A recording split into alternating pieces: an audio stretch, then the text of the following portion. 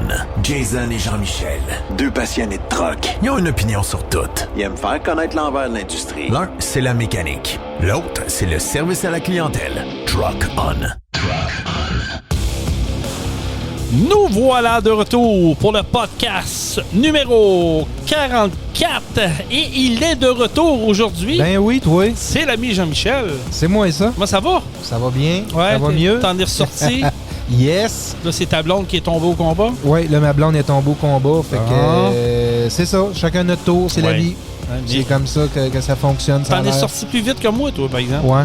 On voit qu'il était plus jeune aussi. Fait que le système immunitaire est top shape. Hey, merci d'être là. Merci aux abonnés de Truck On qui sont de plus en plus nombreux. Merci de vos commentaires. On vous lit. On vous salue d'ailleurs à ceux qui prennent le temps de nous écrire. Salutations également à la gang de Truck Stop Québec qui nous écoute du lundi au jeudi à 18h et les vendredis à 16h sur la radio des camionneurs Truck Stop Québec. Salutations à Benoît Terrier et toute son équipe. Oui. Et également, je vous rappelle que Truck On est présenté par... Pro Diesel Bellechasse. Exactement. La référence. Oui, monsieur. Oui, vous avez des projets, vous cherchez un endroit pour faire l'entretien de votre camion, les PEP, vous cherchez un endroit pour faire un moteur, un diagnostic moteur. Appelez-nous, on est les spécialistes dans le domaine du véhicule diesel. 418-291-1234 ou vous m'appelez directement. Moi, je me rends chez vous, puis on établit une stratégie, un plan de match. 581-309-5659 et ça va nous faire plaisir, mon ami Jean-Michel. Oui. Écoute, on est dans l'automne, hein? On voit que les journées raccourcissent. Hein? Puis il a fait beau la semaine passée. Ouais, on était gâtés. On a eu de la chaleur, on a eu du beau temps.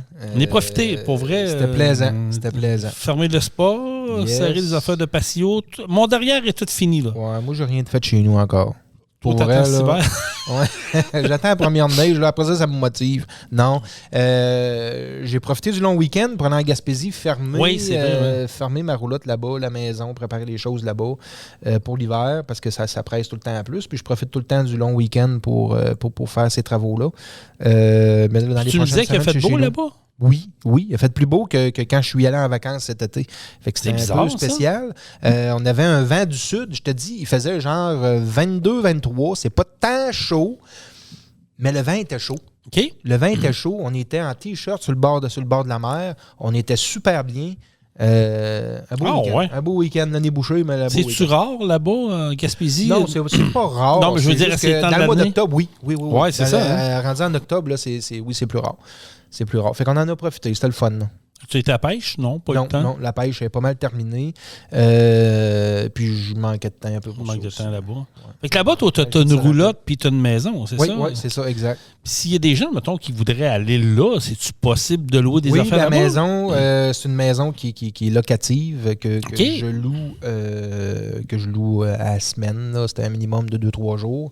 Mais oui, c'est possible. Fait que là, si on a des camionneurs, camionneuses ou des auditeurs, auditrices qui nous écoutent, qui voudraient vivre un trip en Gaspésie. En Gaspésie, avec une foule d'activités. Oui, on pourrait te rejoindre. Exactement. Juste me rejoindre, je vais vous envoyer le lien direct de la page Facebook là, ou prendre les infos de ça. Puis oui, c'est possible. Ah, j'aime ça. Mais s'il y en a qui ça a le temps d'aller faire un tour en Gaspésie, là, en famille ou en amoureux, puis voir ce qui se passe là-bas. Aller relaxer. Oui, c'est ça. Vrai, là, il y en a plein qui disent il n'y a rien à faire en Gaspésie. Ben, justement. C'est justement ça. Relax. Il y a quelques activités à faire. Oui, il y a des choses à faire, mais on relaxe. Quand on va à quelque part, puis que tout est booké, notre horaire est booké là, à l'heure près, là, on part en vacances, mais on relaxe pas. Là. On court d'un bord et de l'autre, puis c'est une activité une après l'autre, puis ça finit plus. Tandis que moi, quand je descends là-bas, là, c'est, oui, j'ai tout le temps des petits travaux à faire, des petites affaires. Je prends ça relax. Puis le fait que mon horaire n'est pas cédulé au quart de tour, puis que c'est plus tranquille, puis qu'il y a moins de choses à faire qu'ailleurs, bien, Chris, on relaxe pour de vrai. Mais tu me rouvres une porte. Tu comprends? Ouais. On se repose pour de vrai. Exactement. Mais tu me rouvres une porte, puis c'était pas dans nos sujets qu'on avait écrits, mais je veux qu'on en parle pareil. C'est vrai qu'aujourd'hui, j'ai l'impression qu'on se met beaucoup de pression quand on tombe en vacances. Oui. On dirait qu'on dit, le mot vacances veut dire, techniquement, le mot vacances veut dire, regarde, on peut-tu relaxer? On court à semaine longue. Là, on dit, hey, on a 5 jours là, de plus que d'habitude. Exemple, tu prends une semaine de vacances, lundi au vendredi. C'est ça. Bon, ben lundi, gars, c'est notre première journée de vacances, on prend ça relax. Mardi, par exemple, on s'en va là, on fait ça. Mercredi, on fait ça. Jeudi, on fait ça. Puis vendredi, ben là, on va prendre ça une petite affaire. Ça finit que tu cours d'un bord puis de l'autre toute la semaine. Mais pourquoi qu'on est rendu de même? La vie va vite, puis on veut en profiter au maximum, je pense. Puis... C'est parce qu'on a peur de décevoir l'autre, de dire, ben là, moi, écoute, je prendrais 5 jours à la maison, puis on ira manger au restaurant une fois ou deux. Mais ça, on peut-tu dire, on fait rien? Exact, on fait rien. Ça arrive-tu sur quand on dit que les gens veulent profiter de la vie au maximum, mais profiter de la vie au maximum, c'est pas toujours être rodé au quart de tour puis d'être full activité, là. Excusez. C'est quand on fait, c'est ton verre, Jason, qui me fait. C'est mon verre, hein, c'est ça. Exact. Ouais, je le sais. Être rodé au quart de tour, c'est pas reposant. Puis profiter de la vie, là, quand tu fais rien, tu te reposes pour vrai, là. Moi, je trouve que c'est profiter de la vie, ça. Ben, je suis un peu comme toi, moi, là-dedans. J'aime ça, ouais. Oui, c'est le fun de planifier des choses, je comprends. Tu sais, comme on est, ça fait partie de la vie, l'économie à vivre là-dedans, puis c'est correct, là. Mais moi, des fois, je suis le genre de gars, je dis, regarde, aujourd'hui, là, j'ai envie de la prendre off, à rien foutre, me lever à l'heure que je vais me lever, manger ce que ça me tente, puis, tu sais, OK, je vais aller tourner ma pelouse si ça me le tente, ou, tu sais, rien faire. Mais j'ai l'impression qu'aujourd'hui, puis surtout les jeunes familles, tu sais, je regarde ça, là. Il y en a, là, qui s'est rodé, comme je te dis, au quart de tour. C'est le soccer l'été, c'est l'hockey l'hiver, c'est le cours de ballet, cours de cheerleading. Ça n'arrête pas une maudite seconde. Puis là, ils partent en tournoi le fin de semaine, ils vont au job au vert, puis ils reviennent, puis... Tabarouette, mais c'est donc bien rendu l'enfer. La vie va vite. La vie va vite. Puis l'essentiel, en tout cas, moi, je pense que des fois, on passe un peu à côté de l'essentiel dans la vie quand on est rodé au quart de tour comme ça, puis qu'on a une vie qui va super rapide. Tu sais, la mienne aussi, elle va rapide. Ben, tout le monde. On est tous à manger comme ça. Sauf que dans les vacances, ces affaires-là, on essaye de rendre ça le plus simple possible, puis le moins je dirais pas le moins d'activité, mais le moins de prévision. On va se prévoir une couple d'activités dans la semaine, c'est sûr. Là. Oh oui. Mais tu sais, on se garde beaucoup de plages avec rien, beaucoup de temps libre, Puis c'est là qu'on improvise, puis c'est là qu'on passe des moments, des fois, les meilleurs. Puis les enfants, là, ils n'ont pas besoin d'avoir des affaires extraordinaires. C'est pas ça qu'ils se souviennent, les enfants. Non, c'est souvent les choses les plus simples que les enfants apprécient, puis qui se souviennent, puis qui nous reparlent plusieurs semaines, plusieurs mois après. Ben oui, c'est comme ça aussi. Tu sais, moi, je me souviens, quand nos deux gars étaient plus jeunes, les premières années qu'on allait au Lashford. On partait, on allait 3 jours là-bas, on couchait 2 nuits. Les gars s'en souviennent encore, ils m'en parlent encore. On allait là, on n'allait pas là, puis c'est du lit, on fait ça, on fait ça, on fait ça. Non, on louait la chambre d'hôtel. Exact. On débarquait notre stock, on s'en allait sur la plage, amusez-vous. C'est en plein ça. Moi, j'ouvrais la chaise, là, ma blonde aussi, où on surveille des gars, mais je m'évachais, puis la paix. Ben c'est ça. Vide. Quand je vais en Gaspésie avec mes enfants l'été, comme ça, hein? C'est la même chose. On arrive là-bas, on s'installe, puis les enfants vont jouer sur le bord de la mer, s'amusent sur la plage, ça grève, comme on appelle. C'est un beau setup là-bas. Puis je les perds de vue, là. C'est terminé. Faut que je crie après qu'ils viennent dîner. Faut que je crie après qu'ils viennent souper. On les entend pas parler, là. Ils en ont pour s'amuser. Oui. Puis c'est cette liberté-là qu'ils aiment, le fait qu'il n'y a pas de délimitation trop de terrain, il n'y a pas de voisins, ils dérangent personne, ils font leurs petites affaires. Puis ils aiment ça, puis c'est simple, c'est super simple. Puis tu sais, pour donner un exemple, ben ça c'est une activité que les enfants adorent. Je pense en général, la plupart des enfants. Puis tu sais, les miens en redemandent tout le temps. Ils veulent retourner plus souvent. Même mon plus vieux voudrait qu'on déménage là-bas. Ah oui? Oui. Puis tu sais, comme j'ai déjà parlé, l'hiver, là, juste aller dans le bois avec mes trois gars en raquette, à se faire un feu, puis manger là, s'amener des sandwichs. Ça, c'est hot. C'est hyper simple. C'est simple comme activité, là. Puis ça coûte $0, là. Puis c'est les plus beaux souvenirs qu'ils vont avoir. Puis ils m'en parlent, puis ils en redemandent. Tu comprends? Tandis que je vais aller au village des sports avec eux autres, ça va me coûter 200$ minimum ma journée. Oui. OK? Puis ils en reparleront pas tant, là. Tu comprends? Ben, c'est la simplicité des choses qui rend ça merveilleux, puis qui fait que souvent, c'est ce qui se rappelle le plus. C'est vrai, tu as raison, parce que c'est les plus beaux souvenirs pour... Tu sais, tu l'as dit, là, ton plus vieux le demande, il dit hey, moi, j'aimerais ça aller rester là-bas. Pourquoi papa, on déménage pas ici? Parce qu'il triple là-bas. Il adore ça. Il adore ça. Il voit la vie qu'il y a là-bas, qu'est-ce qui se passe. Tu sais, ils sont pas ses tablettes, ils sont pas ses ordinateurs, ils sont pas braqués devant TV. Ils ont l'univers à eux autres. Ils peuvent faire ce qu'ils veulent. Comme tu as dit, aller dans le bois en raquette, se faire un feu de camp, s'amener un petit pique-nique, prendre un chocolat chaud, faire chauffer des guimauves. Voyons, c'est hot, ça. C'est simple, mais c'est le fun. Ah oui, les jeunes j'aime trippent. ça, les gars aiment ça, ils capotent, puis ça coûte rien. Puis c'est une des activités qui est la plus simple qui existe. Là. On part nowhere dans le bois comme ça, on marche 10 minutes, 15 minutes, 20 minutes, quand ils sont fatigués, on se fait un petit feu. C'est merveilleux. Non, et pour vrai, j'aimerais ça savoir s'il y a encore des parents ou des personnes, nos troqueurs, troqueuses, ou même nos auditeurs qui ne sont même pas dans le domaine du camionnage, mais qui nous écoutent. C'est quoi vos trips? C'est quoi vos activités que vous faites avec, je sais pas, vos enfants ou en couple, qui sort un peu de l'ordinaire? Tu sais, qui n'est pas obligé de coûter 200, 250 piastres. Il y en a à faire. Puis la nature, je pense que c'est la chose la plus fun. Tu connectes avec la nature. Oui. C'est faire le vide. Pas de bruit, pas de rien. Ça. Puis tu sais, l'hiver, une autre activité que je fais avec les gars, c'est j'ai un toundra, un petit toundra. J'accroche le traîneau en arrière. Je mets une couverte dans le fond. J'assieds les gars là. On s'en va se promener 2-3 heures dans le bois en skidoo. C'est des activités super simples. Les gars, ils capotent là-dessus. Ils aiment ça. Pas compliqué. Ça, c'est merveilleux. Je pense que c'est des choses qui sont plaisantes. C'est des beaux souvenirs qui vont se rappeler.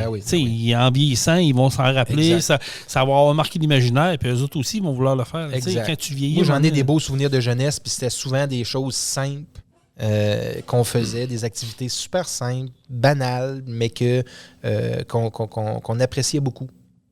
Mais on l'a dit d'entrée de jeu, hein, la vie va vite. J'ai l'impression qu'il y en a beaucoup, puis je m'inclus là-dedans. Des fois, on se met de la pression inutile de dire bon, on a 2 jours de congé, fin de semaine arrive, on fait quoi? Là, on a l'ouvrage à la maison, mais on va dire ouais, si je reste à la maison, est-ce que chérie va être déçue de ne pas sortir parce qu'elle aussi a travaillé ta semaine? Fait que là, tu dis bon, OK, il faut sortir, on fait quoi? Là, les activités aujourd'hui, vous êtes au courant que ça coûte une jambe et un bras. Là. Partant en raquette, aller juste dans les sentiers à Lévis de chez Valero. Oui, ça, je l'ai fait à pied. Ils ont des beaux sentiers. Tu peux y aller à pied ou en raquette. Moi, je suis allé en raquette. Ça coûte rien. C'est le fun. Tu es dans la nature, même si tu es en ville. Ça paraît pas. Amène-toi une petite gourde, un petit chocolat chaud, 2-3 sandwichs. Sac à dos là, qui traîne. C'est facile comme activité. C'est accessible à tout le monde. Ça coûte rien. C'est super le fun. C'est vrai que le sentier Valero, on l'a fait à pied, nous autres. Puis tabarouette, j'ai été surpris. C'est du cardio, mais c'est le plein air. C'est ça qui est le fun. Oui. Il y a des beaux sentiers. Là, puis c'est pas plane. Là. Des fois, ça monte, ça descend. Mais tu sors de là, t'es fait. Ah, OK, là, ça fait du bien. Non, c'est ça. Puis l'hiver, moi, j'aime l'hiver. J'essaie d'en profiter au maximum. Tu sais, faire un feu en arrière de chez nous l'hiver, là, c'est régulier. Là. Ah oui. Il fait doux, il fait pas trop frais, parfait. On se fait un feu sur l'heure du midi, on se fait un feu dehors en arrière de la maison. Les enfants jouent dehors, il y a un feu, ils viennent de se réchauffer un peu, ils s'amusent, puis c'est le fun. Un bon petit chocolat chaud avec des guimauves. Ouais. Hein? Non, mais non, t'as raison. Il faut juste se reconnecter avec la nature puis se donner du temps. Puis je pense que se donner du temps, c'est bon pour l'esprit, c'est bon pour le corps, puis c'est bon pour la production quand tu reviens. Parce que t'es vidé, t'es clean. Fait que tu peux reprendre des activités au travail puis de dire, bon, ben là, nous autres, on est motivés, on est crinqués, là. C'est pas toujours mindé 7 jours sur 7 à penser travail. Qu'est-ce qu'on fait? OK, bien dimanche, demain, on commence. Là. C'est changer la routine. Je pense que ça fait du bien. Bonne idée, ça. Ça fait du bien. Faites-le. Puis si vous voulez aller à Gaspésie, on contacte Jean-Michel. Faites-moi signe, exactement. Puis je suis capable de vous organiser ça là, pour que vous soyez bien. C'est le fun. N'hésitez pas. Je pense que vous ne serez pas déçus. Moi, j'ai vu les photos. C'est une belle place. Puis un beau spot. Je ne dis pas que l'année prochaine, je n'irai pas faire mon tour. Là. C'est peut-être dû pour aller faire mon tour. J'ai jamais été en Gaspésie de ma vie. On t'en parlait, mais... on devrait, c'est un incontournable. Oui, t'as pas le choix. On va sûrement faire le saut l'année prochaine. À suivre, comme dirait l'autre. Yes. Jean-Michel, au début, avant de taper le podcast, en passant, on est vendredi 13, quand on tape le podcast aujourd'hui, le 13 octobre 2023. Vendredi 13 égale quoi? Quel Jason? Vendredi 13. Jason. C'est moi, ça. T'es-tu un adepte de films d'horreur, toi? Non, pas tant. Non? J'en ai déjà écouté quelques-uns. Là. Ça me dérange pas tant là, d'écouter ça. J'aime bien ça, mais pas de là à dire que chaque vendredi ou une fois par semaine, j'écoute un film d'horreur. Mais c'est plus comme c'était. Il y a un temps, moi, je me souviens, on écoutait des films d'horreur à TV. Il en sortait quasiment tous les semaines. Oui, c'est ça. Mais probablement qu'à soir, il va en avoir quelques-uns là, qui vont virer. J'imagine. Mais ma blonde est un peu heureuse, un peu. Là. Ah oui? Oui. Elle aime pas ça? Beaucoup. Ah, elle est peu heureuse. Ah, OK. J'aurais pas cru. Mais tu sais, comme je te dis, il fut une époque où les films d'horreur, il y en avait. Vendredi 13, moi, je les ai tous vus. Freddy Krueger également. Il y en a plein là, que j'oublie des titres. Puis, tu sais, aujourd'hui, tu regardes, il en sort plus de films d'horreur. C'est très rare. Puis quand ils ressortent un film d'horreur, c'est un remake. Ils refont un film. Il y a eu une vague. Il y a eu un temps que c'était la mode. Ou que c'était, mais c'était bon. C'était bon. Les vendredis soirs, on se réunissait en gang. Nous autres, on écoutait ça, on tripait solide. Mais bon. Fait que là, tout ça pour vous dire qu'on est le vendredi 13. Une petite pensée pour Jason Voorhees. C'était la vedette du vendredi 13. Des films cultes qui sont toujours le fun à écouter. Disponibles. Vous pouvez trouver ça sur les internets d'aujourd'hui. Premier sujet que je vais aborder, en fait, c'est toi qui me l'as apporté tantôt, puis je trouve ça intéressant. Je vais te laisser un peu le présenter. Là. On a parlé d'un sujet il y a 2 semaines, de la fameuse usine de batterie. Oui. Puis là, il est revenu dans d'autres choses dans l'actualité, puis tu m'as parlé de comparatif, et que je te laisse aller avec ça. C'était un peu un comparatif. Ça m'a accroché un petit peu quand j'ai vu cette nouvelle-là arriver. On parlait il y a 2 semaines d'une usine de production de pièces de batterie qui allait se concrétiser dans le coin de McMasterville, si je ne me trompe pas. Oui, ça arrive ça de Montréal. Exact. C'est un projet dont les gouvernements vont investir 7 milliards, dont 2-3 milliards pour la construction et le reste semble être du cash flow pour l'entreprise. Sauf que quand j'ai lu cette nouvelle-là ce matin, ça m'a accroché un petit peu parce que on voit un peu la différence entre les 2 projets, puis lequel est le plus viable, lequel est le moins. C'est le complexe Hydro-Québec. C'est un des plus grands complexes qui a été construit sur la Côte-Nord. On parle de barrage ici. Un barrage hydroélectrique, exact. C'est un projet qui a duré 14 ans. Fait que c'est pas un petit projet, là. C'est un gros projet, là. Ça a été long. 14 ans. Ils ont eu des embûches. Puis on se souvient aussi que les Indiens se mêlent de ça aussi. Ça ralentit les projets des fois 6, 7, 8 mois parce qu'ils veulent avoir le part du gâteau. Mais c'est un projet qui finalement a coûté 7,4 milliards. Fait qu'on se rapproche beaucoup du projet de 7 milliards qui va se construire ici. Sauf que ce projet-là, là, c'est pas c'est ultra rentable. Là. C'est un projet de 7 milliards qui peut alimenter 470 000 maisons en électricité. Puis si on fait des petites recherches, il y a environ 440 000 maisons dans la ville de Québec. Fait qu'on est capable d'alimenter la ville de Québec et plus. Juste avec ce projet-là. Juste avec ce projet-là. Fait que c'est quand même incroyable. Puis, ils disent qu'il y a des retombées économiques déjà générées de 5,5 milliards. Attends un peu, là. Tu dis qu'il y a des retombées économiques déjà de 5,5 déjà générées. Parce qu'on s'entend que sur la période de 14 ans, ils ont déjà fait fonctionner. Bon, ils disent qu'il y a 4 centrales. Les 2, 3 premières centrales ont été en fonction avant que la 4e soit lancée. Oui, c'est normal. Ils ont fait de l'électricité durant 14 ans. Ils ont été productifs pareil, même si le projet n'était pas complètement terminé. Okay. Mais ils ont déjà généré 5,5 milliards puis le projet n'était pas 100% terminé. Fait qu'on voit déjà la rentabilité du projet. Là. Fait que moi, si le gouvernement me parle puis ils disent, on réinvestit encore 7 milliards pour refaire un projet semblable, ça me parle pas mal plus que un projet de 7 milliards pour construire des pièces de batterie qu'on ne connaît pas tant la rentabilité de cette entreprise-là, puis on ne sait même pas comment on va faire pour rentabiliser ça. Là. Écoute, on entend parler un peu des spécialistes ici à droite et à gauche depuis cette fameuse annonce-là. Il y en a qui se posent de sérieuses questions, puis j'aime ça que tu apportes un peu le jeu de comparaison, dis-je. C'est vrai que quand tu bâtis un barrage écoute, ça l'amène de l'eau au moulin, sans jeu de mots. Là. Ça l'amène quand même de l'eau au moulin. C'est des jobs qui sont garantis ici. Oui. Comme tu dis, ça peut alimenter la Ville de Québec. Puis ça, écoute, c'est pas dédaigné. C'est notre richesse au Québec. C'est ça. C'est notre richesse, c'est notre force au Québec. Mais pourquoi qu'on n'est pas capable de le développer? De l'exploiter? Pourquoi qu'on ne peut pas l'exploiter d'une façon pas, intelligente? Moi, je l'exploiterais à 110%. Puis oui, là, les pros, les verts vont arriver, ils vont dire qu'ils vont vouloir protéger un peu comme tu disais, ils vont vouloir protéger la nature. Je comprends, là. Mais il y a moyen d'exploiter ça à 110% sans détruire toutes les forêts, là. On s'entend, là. On va peut-être détruire un peu de forêt autour de la rivière ou ce qu'on veut exploiter ça, mais un moment donné, on n'a pas le choix, là. Tu sais, le Québec, là, c'est pas une province qui est ultra riche, là. Fait qu'on peut-tu exploiter nos ressources naturelles puis se donner une chance avec ça? Mais au Québec, est-ce qu'on est capable de développer, de faire des méga projets dans le sens du monde où ce qu'on pourrait rallier la majorité? Parce que c'est sûr qu'on n'aura pas jamais 100% des gens derrière un projet, on le sait, ça. C'est sûr. Mais on est-tu capable de développer, faire un projet où on dit, regarde, ça va nous rapporter de l'argent, ça va nous permettre de baisser les taxes, les impôts, puis on va avoir une richesse, puis on va arrêter de dépendre des autres provinces où eux ont des richesses, puis qui en profitent, puis avec la péréquation, ils viennent nous sauver le cul tout le temps. On n'est pas capable de faire ça au Québec.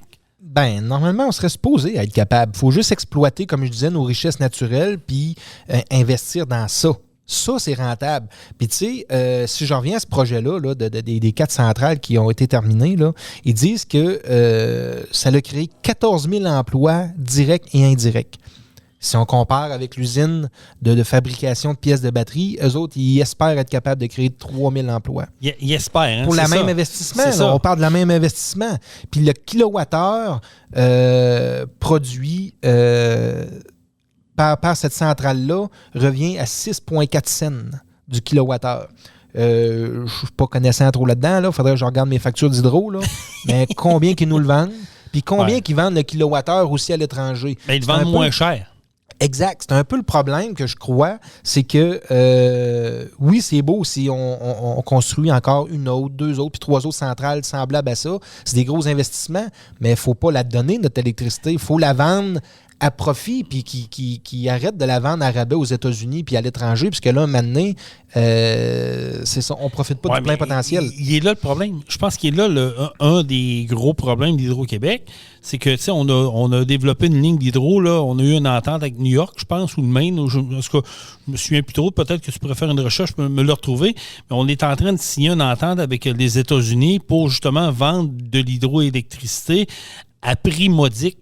Pourquoi qu'on n'est pas capable de signer des bons deals, de dire, regarde, on va faire un bon prix, mais on va quand même faire de l'argent parce que c'est nous autres qui vous la fournir, puis faire de redonner aux citoyens québécois qui participent à ça. Ouais. Non, on le donne tout le temps à rabais. Exact. Et nous autres, on nous charge de gros prix. Si on fait un petit comparatif, là, exemple, avec l'Alberta, là, que leur richesse naturelle est le pétrole, là, exactement. On le sait, là, c'est facile de comparer avec eux, là, c'est nos voisins. Là. L'Alberta... La situation financière de la province de l'Alberta est aucunement comparable avec la province du Québec. Pourquoi?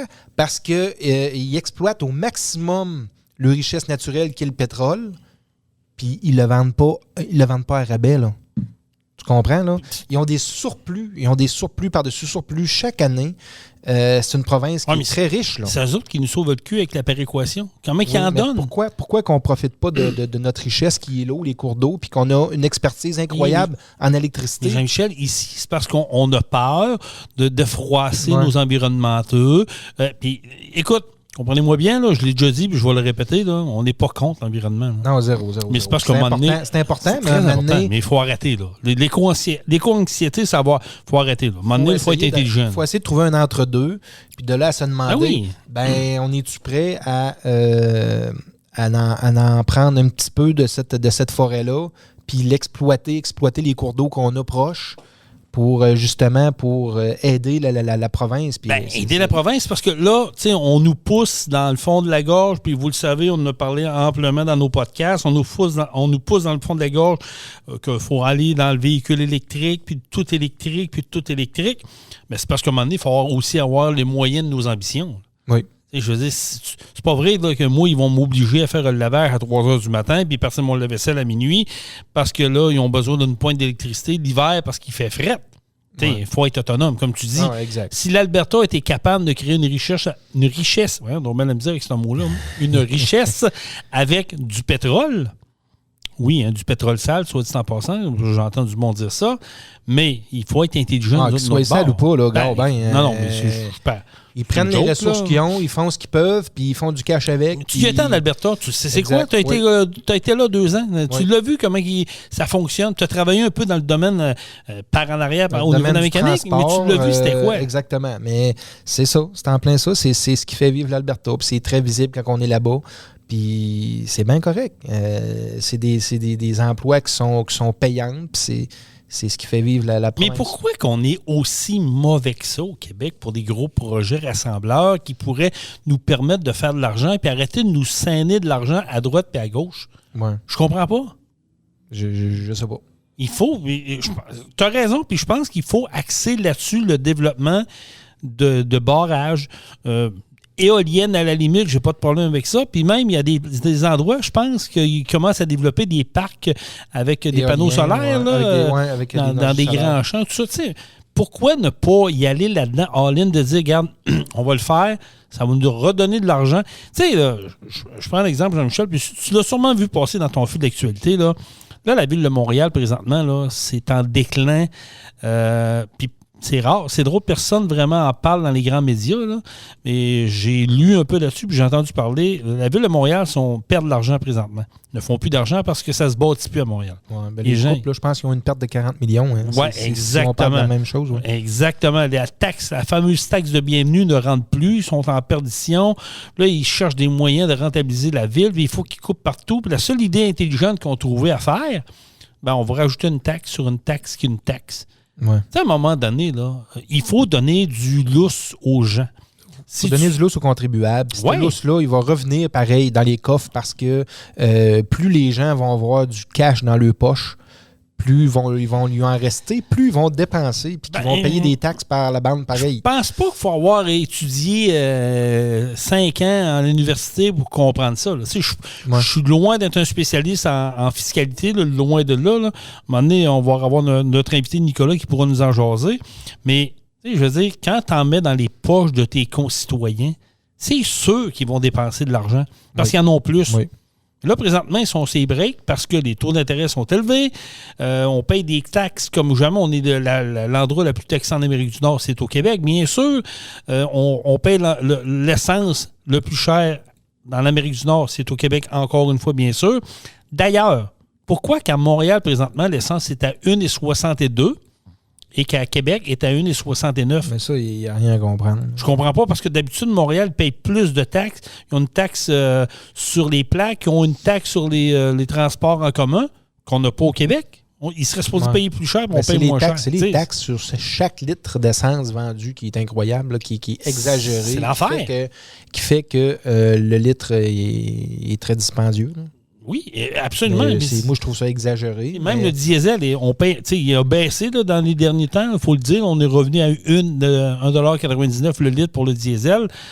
Il est encore trop cher. Ouais. C'est encore trop cher. Donc, il faut capitaliser, comme tu as dit, sur ce qu'on est capable de développer au Québec. Ouais. Puis ça passe par ce que tu dis. Les barrages. Il faut en faire. Oui. Il faut trouver des endroits où en faire, puis il faut le faire intelligemment. Ouais. Ça a pris combien de temps à faire ce projet-là? Ça a été un projet de 14 ans. Mais j'imagine que ça aurait pu être plus court que ça. Il faudrait regarder c'est quoi les embûches qu'ils ont eu durant le projet.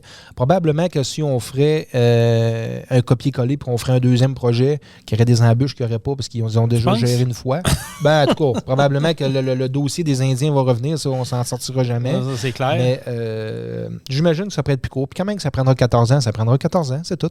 Mais pendant ces 14 ans-là, on fait travailler beaucoup de gens. Oui. Puis le projet, on voit déjà, il est déjà ultra rentable. Fait que ça, j'aime ça. Rentable. Exact. C'est un investissement pour la population. En tout cas, Jean-Michel, ça va être un dossier à suivre. Oui. Puis, honnêtement, je le souhaite pour le Québec.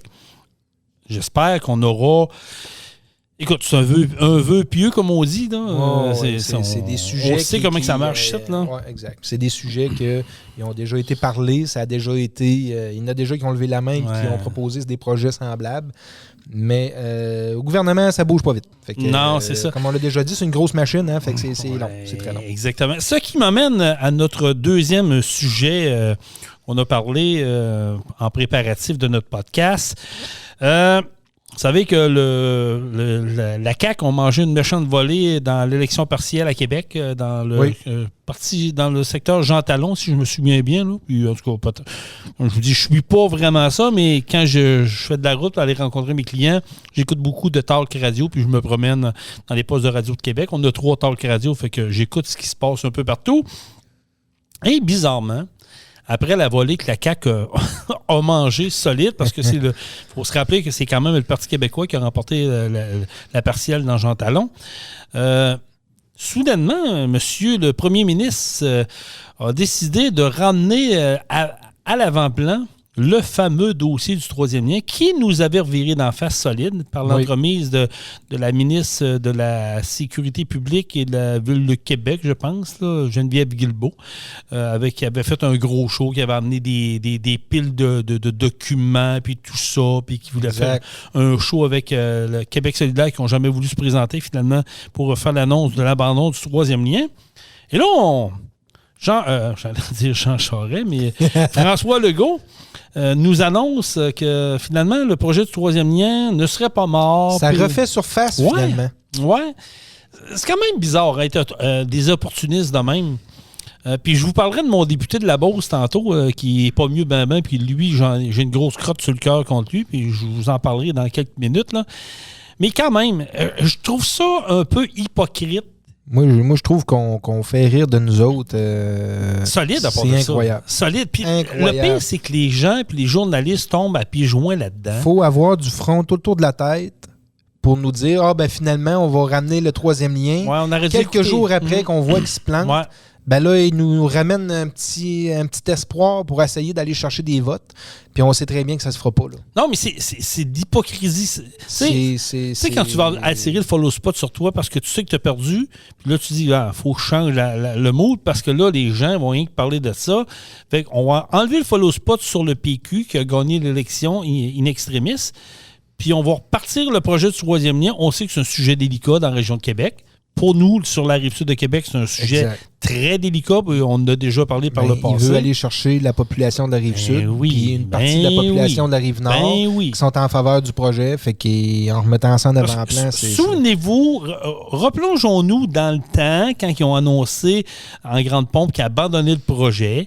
On savait tous qu'il n'y avait aucun projet sur la table. Il n'y avait rien de fait. Ça a été un frame-up du début à la fin. Ils ont fait miroiter ça pour aller au pouvoir. Ça, c'est la vérité pure et simple. Mais c'est ça. Mais tu sais, là, il a gagné 2 élections là-dessus. Avec cette promesse-là du troisième lien, ou appelez-le comme vous voulez, là, ça change de nom de temps en temps. Mais là, on va-tu lui donner une 3e élection? On va-tu le réélire encore avec cette promesse-là qui tient pas? Non, le chien est mort. Je pense qu'il faut qu'il y ait du changement. Non, le chien est mort, on va se le dire carrément. Puis que Éric Kerr n'a jamais démissionné, qu'il avait mis son siège en jeu. Souvenez-vous. C'est toutes des affaires que c'est facile à retrouver. Tu sais, quand on dit qu'on fait rire de nous autres, on fait rire de nous autres. Et là, mon député de la Beauce-Nord, Luc Provençal, qu'on n'entendait pas depuis moi, je pensais qu'il était mort. Je pensais qu'il avait déménagé ou qu'il avait perdu la voix. On ne l'entendait pas. Suite à ça, a décidé de ressortir et de dire haut et fort que ça prend un pont, que c'est un pont, que ça prend un autre tunnel, que c'est important, puis que j'ai jamais lâché le morceau, puis même parlé à des stations de radio de Québec cette semaine, et on même dit qu'il n'avait même pas demandé la permission à la CAQ de parler, donc il y va tout seul. Écoute, ce député-là, là, on n'a pas entendu parler. Moi, là, je vais vous dire une affaire, j'ai des convictions dans la vie, OK? si à un moment donné, on fait quelque chose qui est contre mon gré, moi, je me bats pour une idéologie, puis que ça... peu importe la personne autour de moi va faire quelque chose contre mon gré, c'est bonne valeur, mais je vais me dissocier de ça. Je vais lever la main, je vais dire « Oubliez-moi, moi, j'embarque plus là-dedans. Organisez-vous, moi, je débarque. » Peu importe l'organisation, je vais le faire. Luc Provençal, qui dit qu'il était pour le troisième lien depuis le début, quand Geneviève Guilbeault a annoncé en grande pompe l'abandon du projet, il a fait quoi, Luc Provençal? Ben, c'est ça, il a disparu. Il n'a même pas démissionné. Il n'a même pas daigné démissionner. Puis tu sais quoi la défaite qu'il donne là, dans les médias depuis deux jours? Là, pourquoi il n'a pas démissionné? Parce qu'il se l'a fait poser la question. Ouais. La réponse qu'il dit, c'est parce que j'ai des projets en route avec mes concitoyens que je ne veux pas abandonner et que je veux terminer. Oui, c'est ça. Il est capable de rêver un projet à la fois. Fait que écoute, moi j'ai un message pour Luc Provençal, puis j'espère que ça va se rendre à ses oreilles. Là.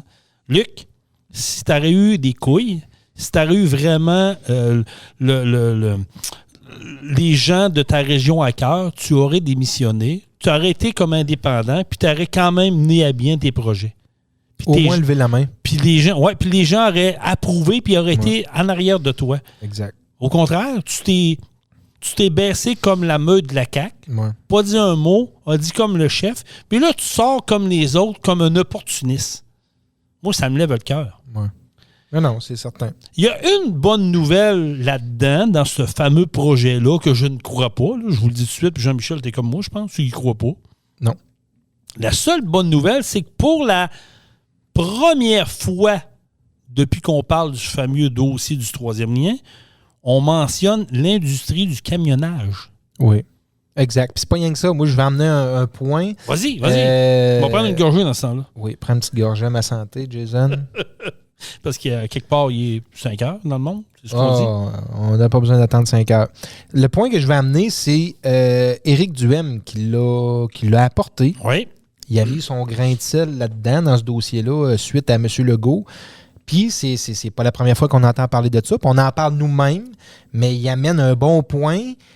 Le troisième lien, pourquoi qu'on ne le joint pas au pont de l'île d'Orléans? Hey, ça, là. C'est le temps de changer le projet de l'île d'Orléans. Absolument. Les débuts de construction, c'est commencé. Les travaux commencent à peine. On a encore le temps. Pourquoi pas joindre un pont à l'île d'Orléans puis joindre les deux rives? C'est la logique. Une pierre deux coups, puis on sauverait combien, tu penses? Jean-Michel, elle a la logique. Là, on va faire un pont flambant neuf pour l'île d'Orléans, puis il parle de refaire un autre pour à côté, pour rejoindre la rive sud, la rive nord. On peut-tu faire un pont qui va tout joindre, qui va faire tout la même job, puis qui va coûter crissement moins cher? On est au Québec. C'est ça qui arrive. Puis le problème, le projet du départ était ça. On le sait que le pont de l'île d'Orléans, là, il est en train de tomber en ruine. C'est une urgence nationale. Il y a deux ponts, un à côté de l'autre, en train de tomber. C'est le pont de Québec puis le pont de l'île. Voilà. On peut-tu en faire un petit peu plus gros puis joindre tout ça, là? Tu sais, c'est à maintenant, là. Oui. Réfléchissez puis agissez, là. Tu sais, là, c'est... Réfléchissez, t'as dit, hein? Et voilà, ils sont partis. Ils sont peu arrêtables. Ouais, c'est ça. Mais c'est ça. Il est là, notre maudit problème au Québec. OK, on n'est pas capable de mettre un projet sur les rails. Que ce soit la CAQ, le PQ, les libéraux, Némit, là, sont tous pareils. Là. Vous faites miroiter des beaux projets, puis à la fin, ils changent d'idée. On ne sait pas pourquoi. Le troisième lien, à la base, c'était ça, de joindre l'île d'Orléans avec son projet de pont, puis faire un méga projet, de dire on en fait un, on le fait une fois, mais on le fait comme du monde. Puis moi, je parle même pas de faire passer un pont à travers l'île d'Orléans. Non, on est capable de le faire à la pointe de l'île d'Orléans, faire des sorties à droite, à gauche, puis amener un pont. Puis je vais aller plus loin que ça, Jean-Michel.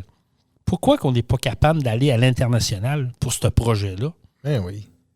Ils s'en fabriquent des pompes, des méga projets dans le monde à moindre coût, puis ça donne des beaucoup plus rapide. Oui, beaucoup plus rapide aussi. Architecturalement parlant, c'est incroyable. Ça devient des merveilles du monde. Le coût estimé du pont de l'île d'Orléans est de 100 millions.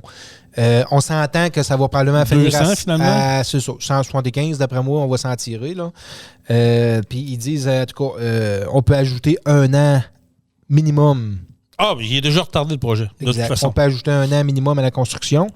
Mais je comprends pas, moi, que ceux qui nous dirigent OK, on peut les considérer comme l'élite. Là, c'est l'élite qui nous dirige. Ben c'est ça pareil, mais on s'entend que, en tout cas, on peut en discuter, là, mais je comprends pas qu'ils n'ont pas pensé puis qu'ils veulent pas joindre les deux projets ensemble. On te le dit pourquoi. Ils font un projet à l'île d'Orléans puis ils disent, bon, ben 1 kilomètre plus loin, on fait un autre pont. Je vais te le dire pourquoi. Parce qu'on n'a pas de leader au Québec. Ça n'a aucun bon sens. On a zéro leadership au Québec. On n'est pas capable. Il n'y a pas une personne au Québec qui est capable de se lever et de dire, là, c'est assez. Non, c'est Montréal qui décide pour Québec. Hey, Montréal ne veut pas qu'on ait un troisième lien Québec. Est-ce qu'ils nous consultent, Montréal, quand ils font des projets dans leur ville? Écoute, pas une minute. Je vais être vulgaire, OK? Si les enfants écoutent, baissez le son, là, pour les autres, rouvrez les oreilles. Là. Montréal, là, qui mange de la marde. C'est pas vrai, à eux autres de décider qu'est-ce qui se passe à Québec. On s'en calisse-tu, nous autres? Moi, je ne vais pas à Montréal parce que c'est rendu une ville, puis on en a parlé tantôt.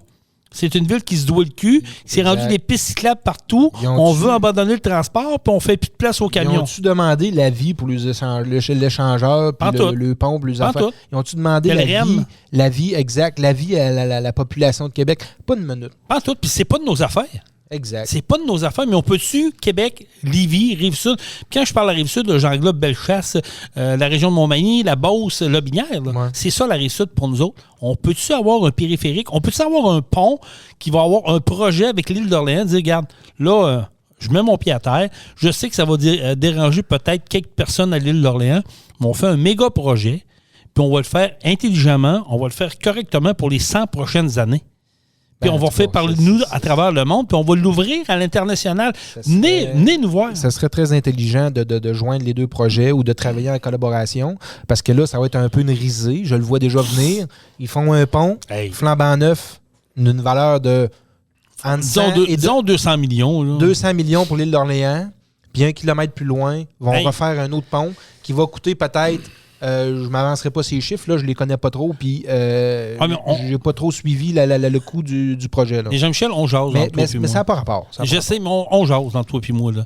On fait un pont, on va le mettre à 200 millions. On va l'arrondir parce que, en tout cas, on est au Québec, puis comme dirait la chanson, tout coûte plus cher au Québec, puis c'est ça. Mettons-le à 200 millions, le pont de l'île d'Orléans. OK? Combien que d'habitants sur l'île d'Orléans? Ouais. Combien? 7000... Je pense que c'est 7000 quelque chose que j'ai entendu dernièrement. Là, peut-être qu'on est capable de le trouver, mais en tout cas, mettons 7500 personnes à l'île d'Orléans. On est en train de dire, on va faire un pont à 200 millions pour 7000 habitants. Ouais. Pensez 2 secondes. Là. Ah, je sais. Puis là, tu sais, je parlais du coût du troisième lien, pas du troisième lien, exact, du troisième lien du pont qu'il voudrait faire, ou le fameux tunnel 6 voies sur 2 étages. Là. Il estime le coût de ce projet-là à 10 milliards. Oubliez ça, le tunnel. Oubliez ça. Pour le même prix, au pire, là, pour 10 milliards, là, il serait capable de faire de joindre l'île et toute la patente. Un beau projet. On va sauver 200 millions. Là. Mais écoute, ça prend un pont parce que l'industrie du camionnage a toujours été négligée là-dedans. Puis là, à un moment donné, on en parle. Pourquoi donc? Et c'est pas l'industrie, c'est pas les associations qui ont levé la main, là, malheureusement. Puis je sais, je l'ai déjà dit par le passé, puis je sais qu'il y en a qui n'aimeront pas ce que je vais dire encore. C'est pas eux autres qui ont mis le plus de pression pour avoir un pont. Mais ça en prend un pour l'industrie du camionnage. Imaginez demain matin qu'on fait un pont, tout ce qui transite, qui part de l'avant à partir de Montmagny en montant, qui n'ont plus besoin de passer sur le pont Pierre-Laporte, parce qu'il y en a peut-être qui l'oublient. Mais le pont de Québec, il est notre truck. Tu peux pas aller là-dessus sur un truck. Fait qu'il te reste le pont Pierre-Laporte. Si tu coupes la moitié de ton transport en poids lourd sur le pont Pierre-Laporte, qui transite par ici parce qu'il a besoin d'aller soit à Chicoutimi ou soit dans Charlevoix et ainsi de suite, puis même Saint-Anne-de-Beaupré. Pensez 2 secondes, là, comment ça couperait en 2. Puis pensez-y 2 secondes pour les gens de l'île d'Orléans, comment que ça serait un beau projet, te dire, on l'ouvre à l'international. Je sais que je suis tannant, mais j'y tiens mordicus. On le fait à l'international. Puis, oui, exact. Puis la question que je me pose aussi, puis que pourquoi qu'on ne pourrait pas rapetisser le projet, dans le sens que le tunnel, là, le fameux tunnel qui a déjà été mis sur la table, là, le 6 voies, 2 étages, il parle d'un tunnel de 8,3 km. 8,3 km. Le fleuve, là, la largeur du fleuve, si on prend dans le coin des traversiers, il est 800 mètres, même pas 1 kilomètre. Si on s'en va à la pointe de l'île, on va peut-être chercher 3 km. Pourquoi faire un tunnel de 8? On peut-tu le faire de 5, le tunnel? On peut-tu couper en 2? C'est parce que ça va... là? Oui, il va aller où? Il va aller où? On n'a pas besoin d'aller dans le centre-ville de Québec avec ce tunnel-là. Mais non. Non, Ils sont pas le trafic dans le centre-ville de Québec. Ils s'en vont où avec ça? Là? 8 km quand le fleuve a à peine 2 km. C'est parce ils partent le tunnel de très loin à l'extrémité nord, puis l'autre bord, l'extrémité sud, ils sortent très loin. L'utilité versus le coût est où? Je sais, mais je reviens à mon point de départ, Jean-Michel. Où sont les ingénieurs? Où sont les spécialistes? On ne va pas à l'international. Pourquoi qu'on ne va pas chercher un gars à New York ou à Minneapolis ou même en Asie? Le pompier à la porte, là, il n'y a pas 8 km puis il fait la job en Christie. Là. On est d'accord. Là? Fait qu'on n'a pas besoin d'avoir un tunnel ou un pont de 8 km. Là. On a parlé, ça n'a pas rapport, ça. On a déjà parlé. Le pont Champlain, ils l'ont refait, là? Bon, ça prenait un autre pont. Ils l'ont fait à côté. Je suis d'accord parce que ça en prenait un à côté. Exact. On est-tu capable d'en faire un ici, à la pointe, qui va sortir, je sais pas, moi, dans le coin de Beaumont ou à la pointe de Lévis. Pour l'île d'Orléans. C'est ça. Sinon, tu passes d'ouest puis tu te ramasses sur le bord. C'est tout. Puis il serait... Le pont n'aura pas 8 km puis il ne coûtera pas 10 milliards. Non, mais c'est la logique même. Ah ouais, mais on n'a pas de logique, Jean-Michel, ici. On n'en a pas. Zéro. C'est 0, 0, 0. Ben, en tout cas, ou qu'il y a beaucoup de choses qu'on ne comprend pas ou qu'on ne sait pas. On ne sait pas tout. Ben non, mais c'est clair qu'on ne sait pas tout, mais à un moment donné, il y a aussi une partie de logique là-dedans. Oui, ça revient au sujet numéro 1. C'est la même maudite affaire. Ah oui. On ne s'occupe pas de la population, des payeux de taxes, des impôts. On se calisse de nous autres. Ils gèrent l'exception, c'est des amis. C'est comme le maire de Québec, son fameux tramway qui coûte que coûte, là, 10 milliards, c'est pas grave. C'est de l'illogisme total. Il dit, personne ne veut, mais un coup, il va être fait. Tout le monde va l'aimer. Arrêtez, là. Y a-tu quelqu'un qui peut tirer à la plug au gouvernement et dire c'est assez, là? On va mettre les priorités aux bonnes places? Ah, moi, j'ai encore un... Je sais pas. J'ai encore une... Les travaux sont commencés, les premiers coups de pelle sont donnés il y a quelques mois, là, puis il était un peu trop tard pour ralentir ça. Pour vrai, je le souhaite ardemment là, que ce projet-là tombe. J'y crois pas au troisième lien. J'y ai cru, j'y crois pas. C'est comme le retour des Nordiques. Là. J'y ai cru, j'y crois plus. On y a cru, exact. On y a cru avec le nouveau le nouvel amphithéâtre. Le nouveau centre Vidéotron, mais finalement... Il n'y aura pas de retour des Nordiques. On va nous faire miroiter une fois par année, puis on embarque là-dedans. On est Québécois, on est typique, on vient nous chercher. Mais le troisième lien, si, et je dis bien si, toute l'association d'industrie du camionnage au Québec, toutes les compagnies qui transitent ici au Québec, à Québec, Lévis, Bellechasse, Beauce, Lobinière, nommez-les toutes, se lèveraient debout, dire là, c'est assez. On veut être pris en considération dans votre décision. Ça prend un pont pour XXX raisons. Puis voici qu'est-ce qui s'est fait dans le monde. Voici comment ça a coûté. C'est le temps, les élections arrivent. C'est le temps. Il faut que ça bouge. Le timing serait là, ouais, mais c'est beaucoup d'organisation. Puis tout fait. Et moi, je pense qu'on est... Malheureusement, ça se fera puis pas. Ils parlent d'une consultation, là. Mais arrêtez de faire des consultations à peu près. Faites un référendum. Un référendum. That's it. Tout le monde est dans Bellechasse, dans Beauce, dans Lumière, Québec, Lévis. Tout le monde va être consulté. Puis on se pliera à la décision du référendum. On y va-tu de l'avant? C'est ce qu'il aurait dû faire aussi pour le fameux tramway. Voilà. Ça ne s'est pas fait parce que s'il aurait fait un référendum, il n'aurait pas de tramway. C'est pas exactement. Il n'y en aurait pas. Mais moi, les opportunistes, là, comme mon député en Beauce, là, puis même un peu Gilles Léaudier à Lévis qui me déçoit parce qu'on n'entend pas parler. Puis là, il est ressorti à cause de ça. En tout cas, moi, je dirais que je balance un petit peu dans le sens que il a quand même milité, il a travaillé fort pour ça. Puis lui, il sait très bien que ça se fera pas. Il s'est écrasé. Il s'est fait dire non, puis il a arrêté. Il savait très bien qu'il a arrêté de perdre du temps et de l'énergie. Mais si Gilles Léaudier aurait voulu puis passer pour un leader, puis dire, regarde, moi, je vais apprendre la balle au bon, là. Puis quand ils ont abandonné le projet, ils disent non, c'est assez. On n'abandonnera pas le projet. Nous autres, on le veut, le troisième lien, puis on veut un pont. Ouais. Mais non, ça s'écrase tout le temps. Ouais. Je suis un peu tanné de ça. Sauf que, en tout cas, tu sais, en réalité, faut qu'ils sachent lâcher le morceau parce qu'il y a d'autres projets à Lévis, il y a d'autres demandes au gouvernement, il y a besoin de subventions pour ci, de subventions pour ça. Fait que s'ils ne lâchent pas le morceau puis qu'ils tapent tout le temps sur le même clou, à un moment donné, il va se faire couper ailleurs. Oui, mais c'est ça qui m'énerve. Oui, je sais, mais c'est comme ça que ça fonctionne. Fait qu'à un moment donné, il faut qu'ils sachent lâcher le morceau et dire, bon, ben, gars, ça donnera rien, il faut que j'arrête, sans ça, je vais me faire couper ailleurs. Ben, c'est plate à dire, mais t'es pas au travail pour tes concitoyens, t'es au travail pour toi. C'est plate à dire, là, c'est comme ça. Moi, il y a d'autres projets qui vont être mis de côté par le gouvernement s'il lâche pas le morceau, fait qu'il n'y a pas le choix maintenant de se la fermer, comme on dit. Et c'est clair que c'est ça. On vous la lance la question, là. On vous la lance la question, Jean-Michel, là. Ceux-là qui sont dans l'industrie de camionnage, j'aimerais ça entendre parler des dirigeants d'entreprise ou des hauts placés, là. Un pont ou un tunnel, seriez-vous plus un pont, hein? Puis seriez-vous prêt à être consulté puis embarquer dans le bandwagon et dire, regarde, on va embarquer puis on va être consulté. Je veux le savoir. J'aimerais ça parler avec des gens qui sont là-dedans. Le monde voudrait être consulté. Puis peut-être qu'il y en a un qui sortira une idée géniale qu'on n'a pas pensé, qu'on n'a pas mis de l'avant. C'est un peu ça le but. Hein. Quand tu as des gros projets, puis tout, ben, c'est d'écouter les gens autour de toi, puis de regarder s'il n'y en a pas un qui va sortir une idée que tu n'as pas pensé, puisqu'on n'est pas parfait, là. Fait que s'il y en a un qui sort une idée, puis qui est génial, puis ben go. Tu comprends? Il faut à lui-même. J'adore ton idée, puis moi, je suis 100%. Il faut travailler ensemble. La population est supposée travailler avec le gouvernement, puis on a tout le temps l'impression que c'est un contre l'autre. Là, ils ont eu une petite claque en arrière de la tête, ils n'ont pas aimé ça. Fait que là, ils ont dit, garde, des épais de Québécois, on va revenir avec le troisième lien. Fait qu'ils vont tout oublier ce qu'on a fait de tout croche en arrière. Ils vont y croire, puis ils vont voter pour nous autres. Et voilà. Comme il faut arrêter, là. Exactement. Hey, ça passe vite, je regarde le temps passer, Jean-Michel. Il ne reste pas grand temps, mais je veux qu'on parle quand même du troisième sujet, qui est un peu loufoque. C'est arrivé pour vrai. Moi, je trouve ça, quand j'ai lu ça... Hey, c'est space. C'est quand même gros comme patente. Ben, c'est une grosse nouvelle qui a passé un peu en dessous de la couverte. Puis tu regardes ça, tu dis, OK, on est en 2023, puis on est capable de se sauver avec autant d'argent que ça en faisant pas grand-chose. Exact. Ce qui est arrivé, c'est que la Brinks, qui transporte, là, on sait c'est qui, là, ils transportent l'argent et toutes les valeurs, tout ce qui est de grande valeur. La Brinks, ils ont envoyé à Air Canada 20 millions en lingots d'or et 2 millions en argent comptant pour un transport de A à B. Là, je ne sais pas ce qui s'est passé, c'était où exactement.